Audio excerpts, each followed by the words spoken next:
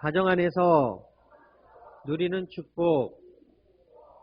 여러분 성경의 인물 중에 야곱을 잘 아실 거예요. 오늘날로 야곱을 바라볼 때는요. 야곱은 금수저였어요.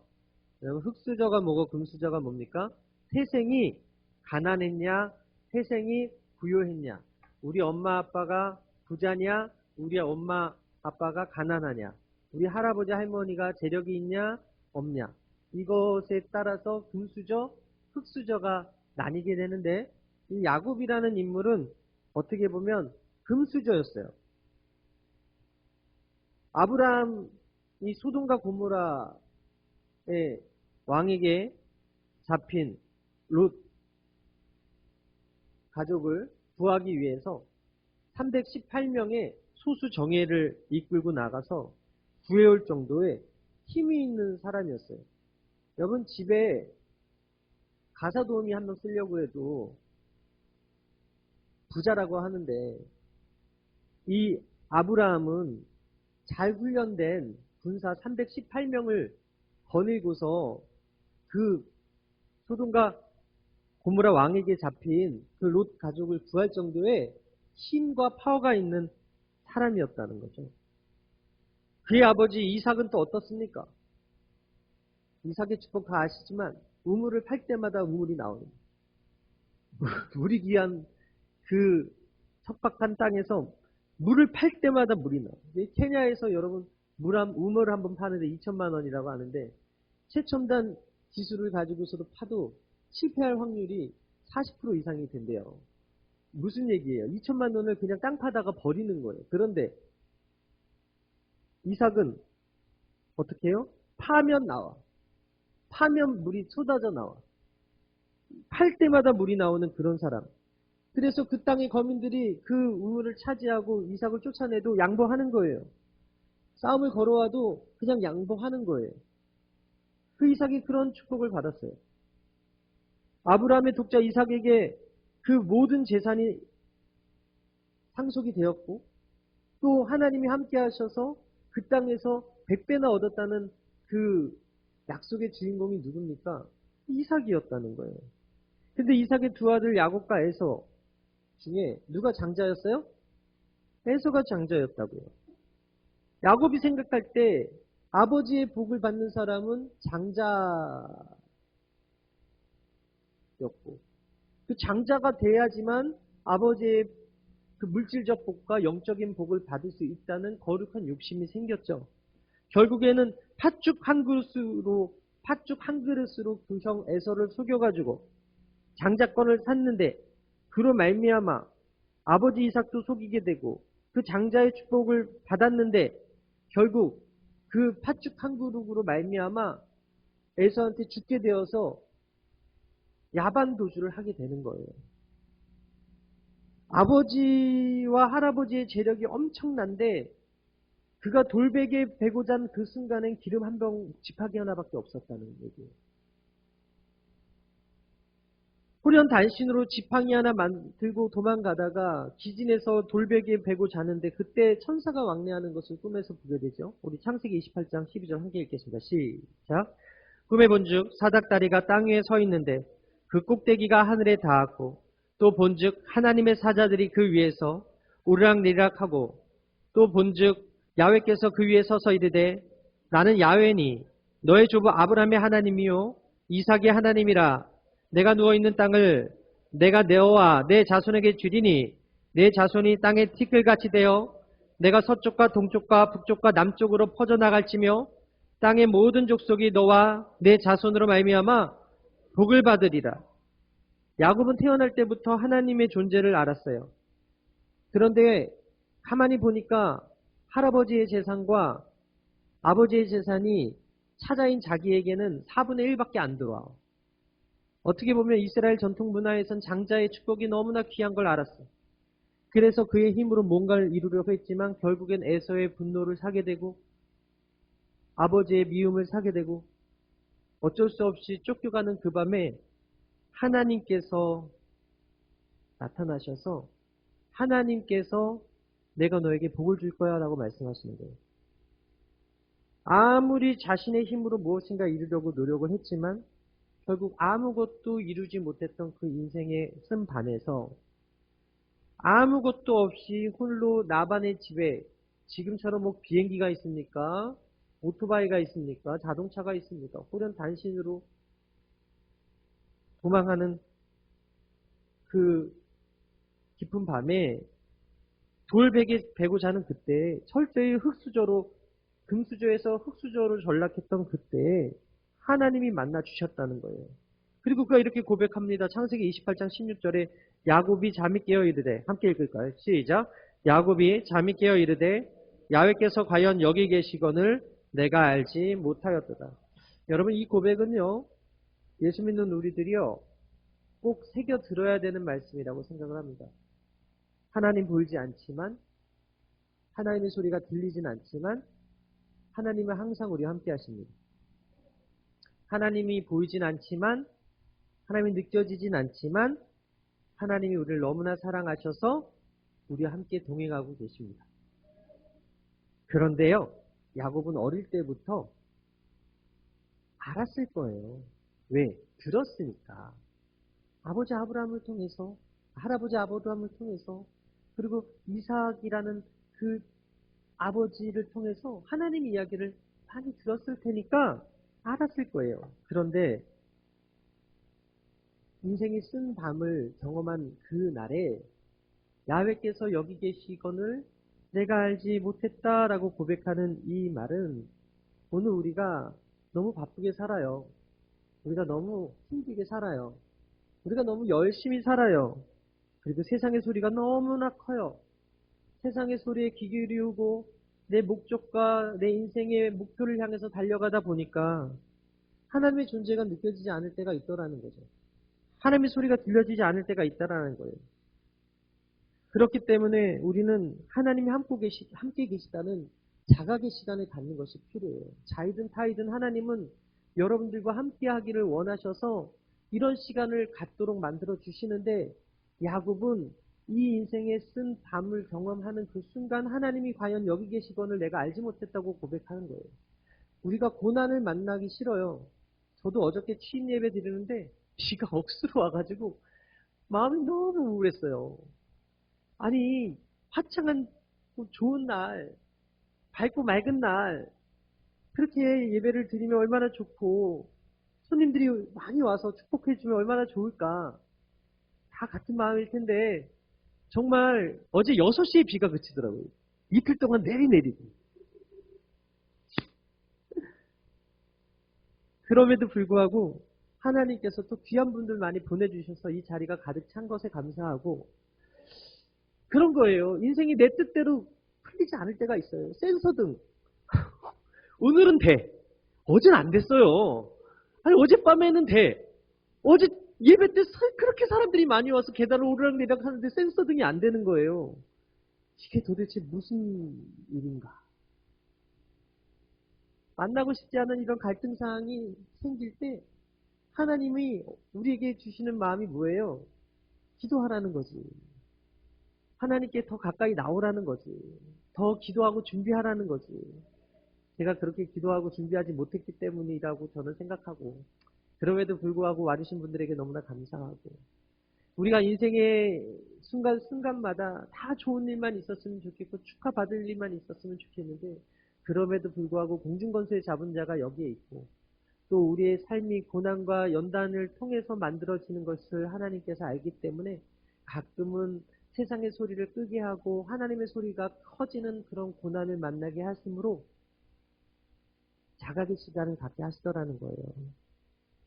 여러분 하나님에 대해서 생각할 수 있는 시간, 자각할 수 있는 시간은 바쁘게 움직이는 지하철 안도 아니고 버스 안도 아니고 시장 안도 아니고 마트 안도 아니고 하나님을 예배하는 이 자리임을 누리시게 되길 바랍니다. 하나님에 대한 자각이 일어나면 그 가정이 변하는 거예요. 하나님에 대한 자각이 일어나면 그 인생이 변하는 거예요. 오늘 본문은요. 가정 안에서 누리는 복에 대해서 이야기하는데 1절을 함께 읽을까요? 시작. 야훼를 경외하며 그의 길을 걷는 자마다 복이 있도다.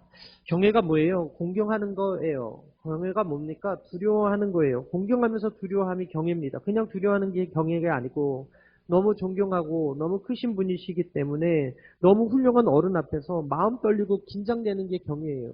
여러분 참 외람되지만 여러분 그 이단 교주들을요, 이단에 속한 사람들은 경외합니다. 그래서요, 두렵고 떨리면서 존경해요. 그러니까 몸을 주는 거예요. 그러니까 재산을 주는 거라고요. 신이라고 믿기 때문에. 이게 참 아이러니하죠. 하나님을 경외하라고 하는데 인간 교주를 경외하다 보니까 그 사람을 위해서 쓰는 물질, 그 사람을 위해서 쓰는 시간, 그 사람을 위해서 쓰는 나의 몸이 아깝지 않은 거예요. 왜? 하나님이라고 생각을 해버리니까, 보혜사라고 생각을 해버리니까, 다시 오시는 예수님이 그 사람이라고 생각을 하니까.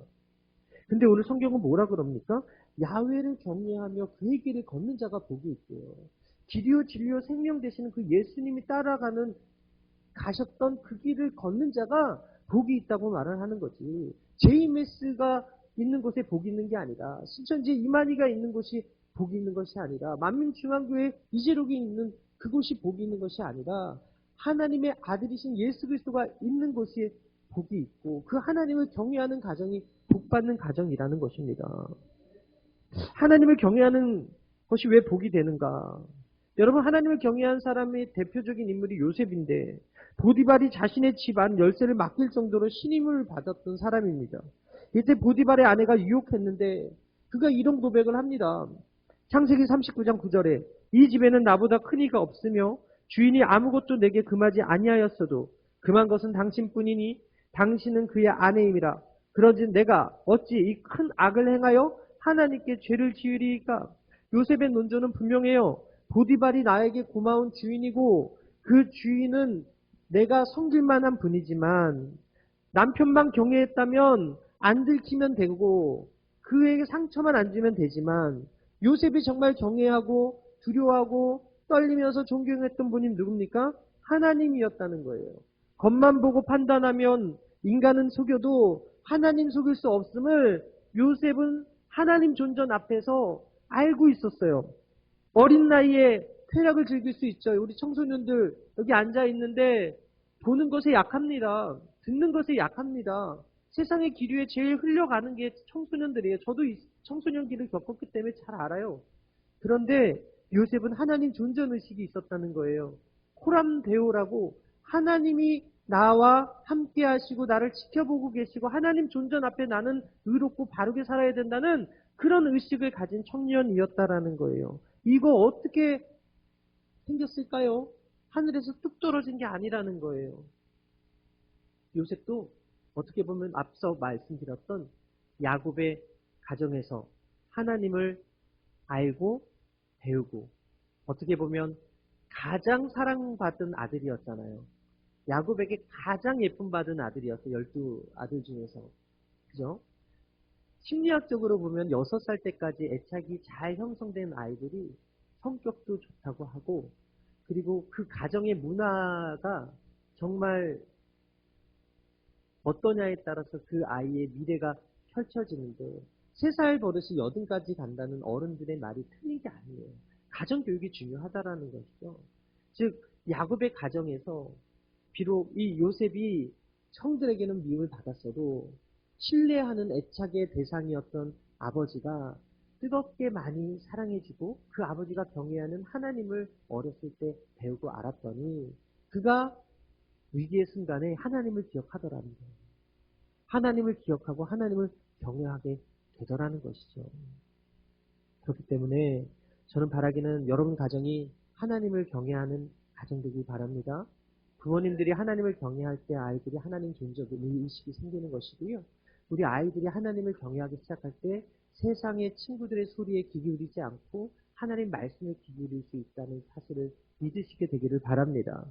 여러분 오늘날의 한국 가정의 위기라고 해요. 왜 그렇습니까? 하나님을 경외하는 하나님을 두려워하지 않는 하나님을 경외하는 사람들이 없고 하나님을 두려워하지 않기 때문에 이 한국 사회가 위기고 한국의 가정이 위기더라는 거예요.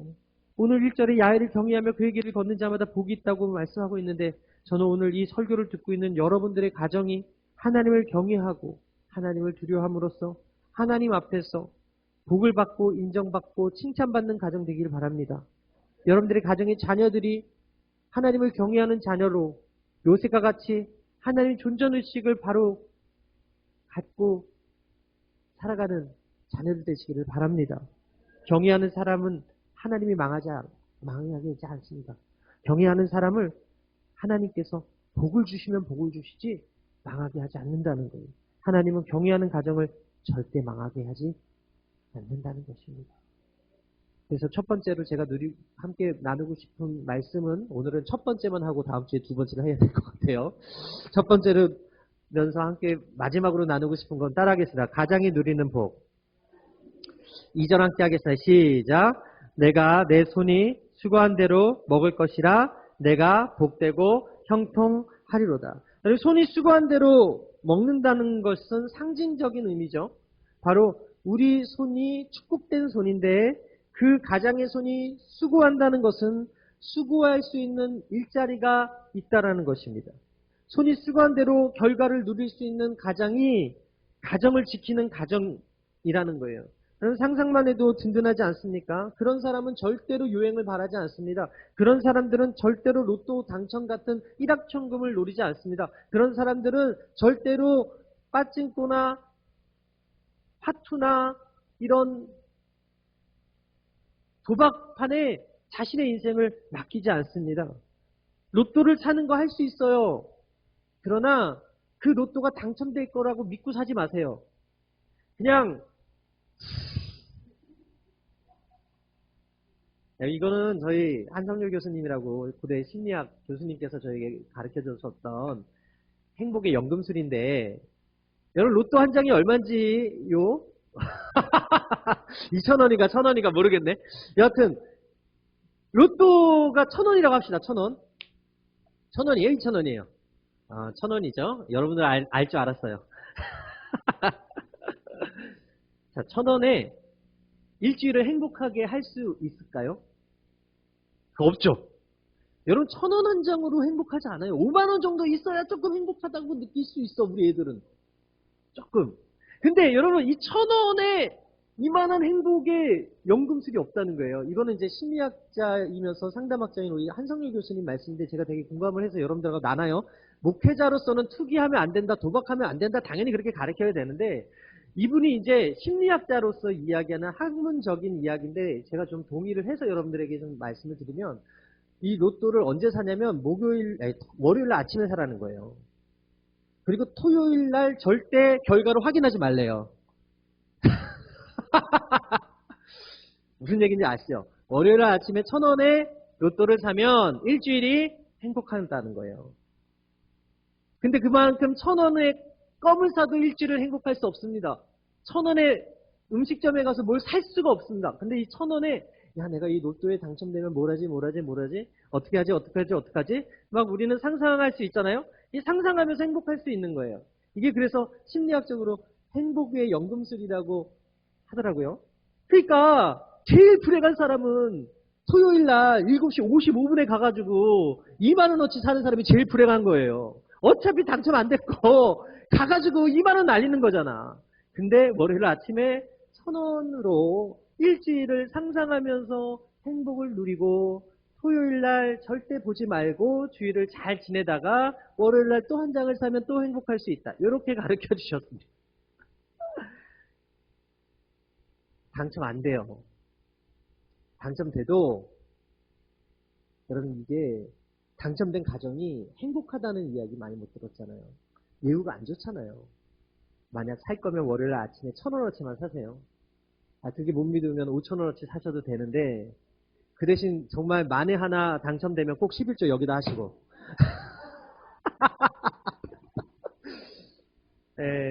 아멘 하셨습니다. 할렐루야. 월요일 아침에 사시되 1,000원어치만 사시고 5,000원을 넘지 않고 사게 되길 바랍니다. 여러분 오늘 우리 교회학교 친구들한테 장학금을 줄 거예요. 여기 얼마 들었을까요? 10만원. 믿음대로 될지어다. 우리 장로회하고 포란체 공부방에서 후원해 주셔가지고 우리 장학금을 우리 교회학교 친구들한테 줄 거예요. 5만원 들었습니다. 5만원. 현금 5만원. 이 5만원을 준다고 해서 이 아이들이 오늘은 행복하겠지만 내일 행복할까? 아니에요. 유효기간이 있어요. 한계 효용 가치라는 게 있다고. 자, 제가 이거 자랑하려고 한 게 아니라 중요한 건 뭡니까? 여러분, 일확천금을 바라고 사는 인생은 망해요. 그 SES라는 그 걸그룹이 있었습니다. 지금 우리 청소년들은 뭐 그 아이돌 가수 블랙핑크라던가 아니면 방탄소년단이라던가 또 있지라던가 제가 좀 많이 안 해요. 1세대 아이돌이 SES였어요. SES. 이 SES 걸그룹에 유진이라는 사람이 있고요. 이 슈라는 사람이 있는데 이 두 인물이 너무나 확연하게 다른 인생. 바다라는 친구도 있지만 그 슈라는 친구가 2017년에 라스베거스에서 도박을 한 혐의로 그 기소됐는데 도박 자금을 4억을 빌렸고요. 도박 금액이 무려 8억 원 정도 됐었다고 합니다. 그러므로 인해서 그 슈라는 그 귀엽고 예쁘고 깜찍했던 이미지가 도박 중독의 그 이미지로 확 바뀌어서 팬들이 돌아서는 일이 있었어요. 그런데 이 유진이라는 연기자는 이 펜트하우스라는 이 드라마의 주인공을 따서 엄청나게 또 연기자로 성공을 하게 되고 또 함께 활동했던 그 바다라는 친구는 또 뮤지컬에서 많은 호평을 받고 새로운 제2의 인생을 살아가고 있거든요. 여러분 같은 연습생 시절에서 열심히 함께했던 그 사람들이 어떤 사람은 중독으로 빠져버리고 어떤 사람은 그 인생이 지금도 빛나는 이유는 무엇입니까? 바로 손이 수고하는 대로 먹고 사는 것이 하나님이 원하시는 하나님께서 이 세상에서 만들어 놓은 법칙이라는 거예요. 믿으시면 아멘. 여러분 지난해까지 비트코인 광풍과 주식 광풍에 젊은 2030 사람들이 영끌에서 투자를 했다가 현재 고금리로 인해서 고통당하고 정말 안타까운 뉴스들은 자기만 죽으면 되는데 자녀들까지 죽이고 자기도 자살하고 아내도 같이 죽고 또 같이 막 바다에 들어가서 죽고 이런 뉴스들이 1년 안에 막 계속해서 있었잖아요. 여러분 투자와 투기의 차이를 아십니까? 투자는요, 내가 잘 알 때 하는 게 투자예요. 투기는요, 다른 사람 말 듣고 하는 게 투기예요. 다시. 투자는요, 내가 열심히 파서 공부하면서 배우면서 확실히 들 때 확실한 걸 내놓는 게 투자고 아무것도 모르고 전문가라고 하는 사람 이야기 듣고서 내 돈을 탁 내놓은 건 투기라고요. 제가 도박 예방 강사 출신입니다. 그래서 그거로 이제 도박하면 안 된다고 가르치고 다녀야 됐던 사람인데 거기서 이런 정의를 내려줬어요. 주식과 비트코인은 투자입니다. 잘 들으세요. 주식과 비트코인은 투자입니다. 하지만 도박같이 하면 도박입니다. 다시 거기서 그런 얘기를 도박 예방 그 강사 그 보수 교육에서 이런 얘기를 하더라고. 주식과 비트코인은 투자지만 도박같이 하면 도박입니다. 모르면 하지 말라는 거예요. 다른 사람 귀 듣고 팔랑귀가 돼가지고 내 확실한 거 걸지 말라는 거예요. 여러분 땅을 파보십시오. 500원이 나오나. 폐지 주어도 500원이 안 나와요. 이번에 제가 책을 엄청 버렸거든요. 저 위에 있는 책을. 고물상 아저씨가 무겁다고 여기서 절로 내려다 달래요. 그래서 제가 1층에 있는 공익요원 친구하고 같이 땀을 뻘뻘 흘리면서 한 10포대를 갖다 내려줬어요. 그랬더니 하는 말, 제가 가져가겠습니다. 그러더니 가져가요. 한 푼도 안 주갔어요. 제가 그걸 못됐죠. 제가 정말 그 친구한테 수고했다고 제 돈 5만 원을 줬거든요. 수고했다고 제 돈 5만 원을 줬어. 수고비로. 근데 그 아저씨는 10포대의 책을 가져가면서도 한 푼도 안 주고 가는 거예요. 돈 벌기 그렇게 어렵다고요. 그래서 제가 전략을 바꿔가지고 알라딘에 팔기 시작했어요. 알라딘이라는 그 곳에 중고책을 많게는 15,000원, 적게는 900원 이렇게 해서 차등을 해가지고 제가 팔기 시작했는데 지금 제 알라딘의 잔고 얼마인지 아세요? 40만 원. 저는 투자의 귀재.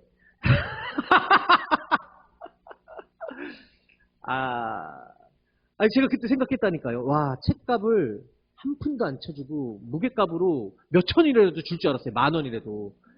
그냥 여기 유화방에 있었던 그 옛날 오래된 TV 하나 치워주는 걸로 퉁치고 갔어요, 아저씨가. 그때 내가 알았죠.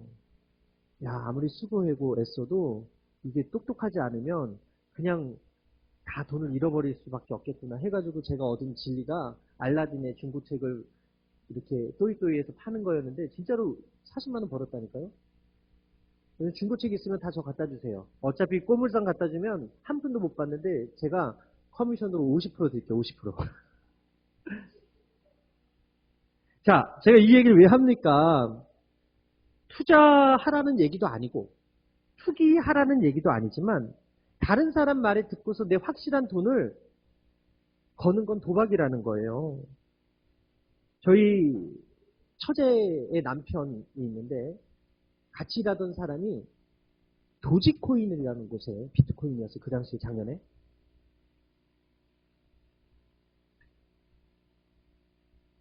무려 그게 얼마였지? 6천만 원. 6천만 원을 투자를 했어요. 여러분 미쳤죠? 6천만 원이면 야 생돈 6천만 원을? 근데 이 사람은 알았던 것 같아요.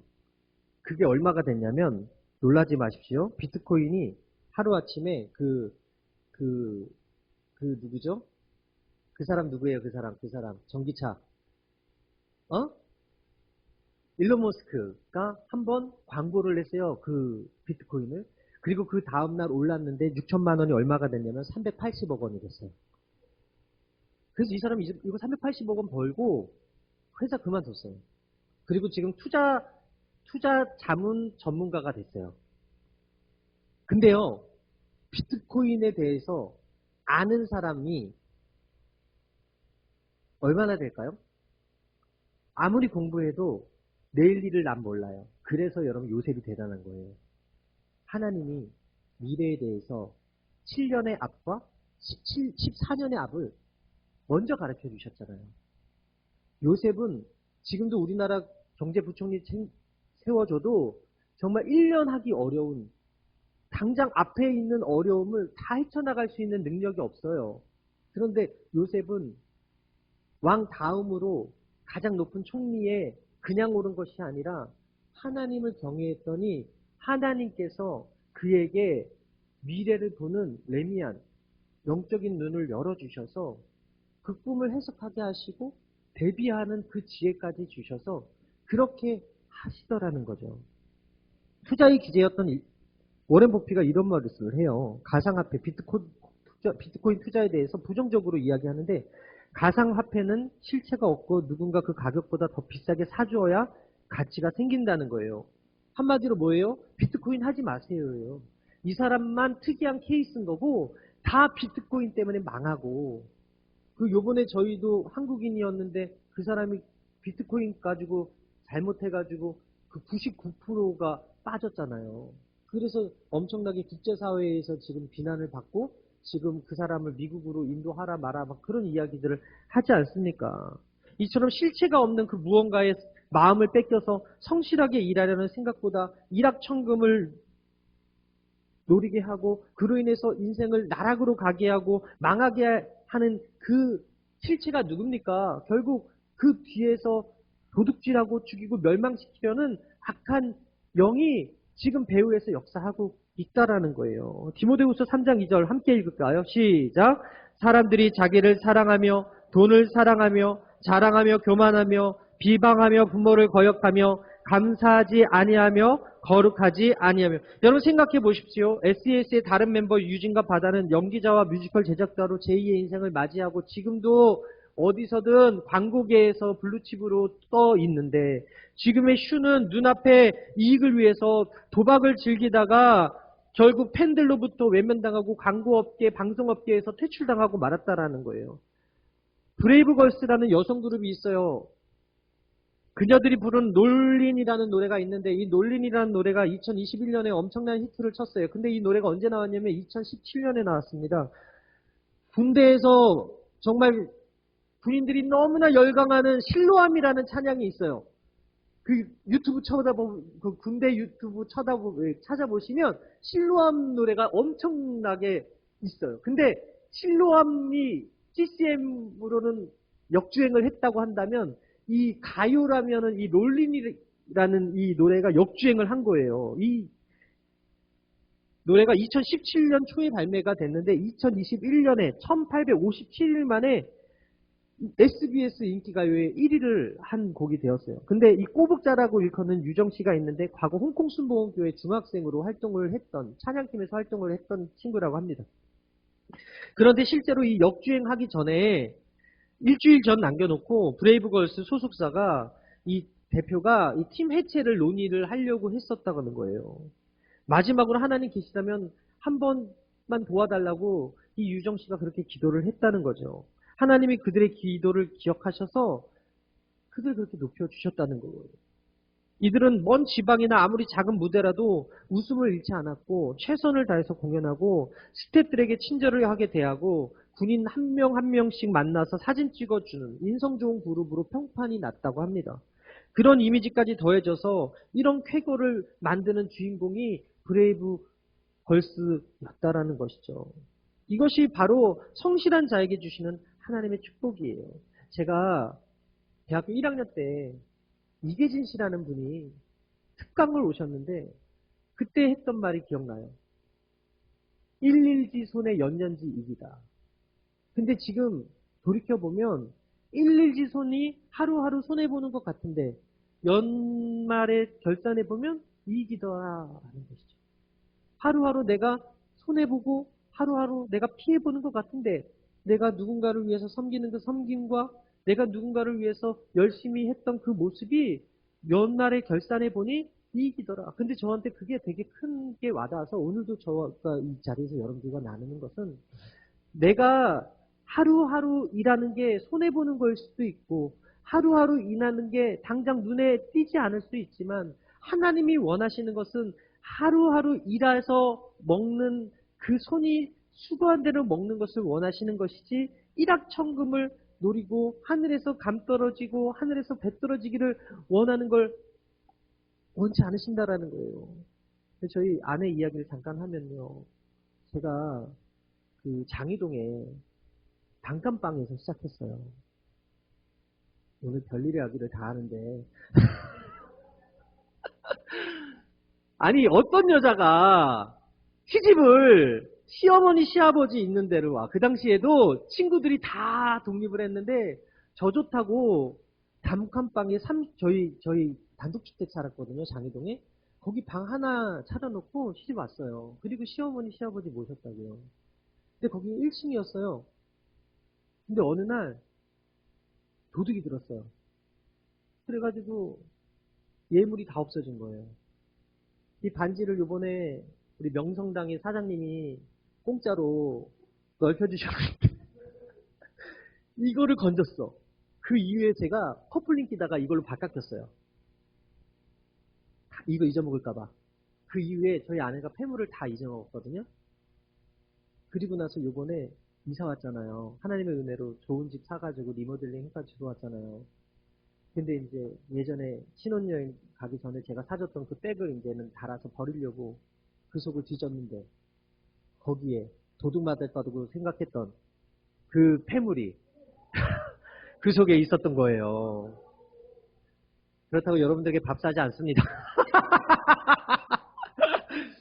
그런데 정말로 잊고 살았고 몰랐는데 요번에 버리려고 봤더니 그 속에 그때는 찾았을 때 없었었는데 있었던 거예요.